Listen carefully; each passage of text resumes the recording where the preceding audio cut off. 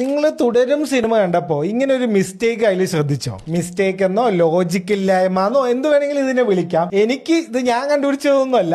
എനിക്ക് നമ്മുടെ ഒരു ഫോളോവർ അന്ന് അയച്ചു തന്നതൊരു സംഭവമാണ്. അത് അയച്ചു തന്നപ്പോൾ തന്നെ എനിക്ക് തോന്നിയിരുന്നു ഇത് ശരിയാണല്ലോ, ഇതിനെക്കുറിച്ച് എന്തായാലും ഒരു വീഡിയോ ചെയ്യണമെന്ന്. അപ്പൊ എന്തെങ്കിലും തെറി വിളിക്കാനുണ്ടെങ്കിൽ എന്നെ വിളിക്കണ്ട, ആ പയ്യനെ പോയി വിളിച്ചാൽ മതി. അതായത് മോഹൻലാലിന്റെ ആ മകനെ ആ പോലീസ് സ്റ്റേഷനിൽ അണ്ടർവെയറിൽ നിർത്തിയിട്ട് ഇടിക്കുന്നുണ്ട്, എല്ലാ കാര്യങ്ങളൊക്കെ ചെയ്യുന്നുണ്ട്. അവിടെ നിന്നാണല്ലോ മരിക്കുന്നത്. അപ്പൊ ആ ഇടിക്കുമ്പോഴും മരിക്കുമ്പോഴൊക്കെ പുള്ളി ആ ഒരു അണ്ടർവെയർ മാത്രമേ ഇട്ടിട്ടുണ്ടായിരുന്നുള്ളൂ. പിന്നീട് ആ ആള് തോളിൽ കയറ്റി ആ വണ്ടിയിൽ കൊണ്ട് വെക്കുമ്പോഴും ആ ആള് അണ്ടർവെയറിലാണ്, ചാക്കിൽ കെട്ടുമ്പോഴൊക്കെ പുള്ളി അണ്ടർവെയർ മാത്രമേ ഇട്ടിട്ടുള്ളൂ. അങ്ങനെയാണെങ്കിൽ ആ പേഴ്സ് എവിടെ നിന്ന് വന്നു? ഇവര് മൊബൈലും ബാക്കിയെല്ലാം സേഫ് ആക്കി എന്ന് പറയുന്നുണ്ടല്ലോ. അപ്പൊ ആ പേഴ്സ് മാത്രം അണ്ടർവെയറിലായിരുന്നു വെച്ചിട്ടുണ്ടായിരുന്നു. ഷർട്ടിലോ പാന്റിലൊക്കെ അല്ലേ നമ്മൾ സാധാരണ പേഴ്സ് വെക്കുക. ഷർട്ടും പാന്റും ഒന്നും കണ്ടിട്ടേ ഇല്ല. അവൻ കാണിച്ചപ്പോ തൊട്ട് ആ ഒരു ഡ്രസ്സിൽ തന്നെയായിരുന്നു.